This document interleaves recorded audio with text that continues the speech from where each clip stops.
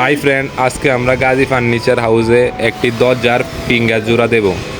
আপনারা দেখতে থাকুন কিভাবে আমরা পিঙ্গার জোড়া দিই। কাঠটাকে প্রথম আমরা কেটে আমরা প্রথম এটাকে রেডি করি এবং এটার মধ্যে আমরা ফেভিকল দিয়ে পুরোটা সুন্দরভাবে গুছাই। এভাবে নতুন ভিডিও দেখার জন্য আমাদের চ্যানেলটাকে আপনারা ফলো করবেন এবং লাইক শেয়ার কমেন্ট করবেন। ধন্যবাদ।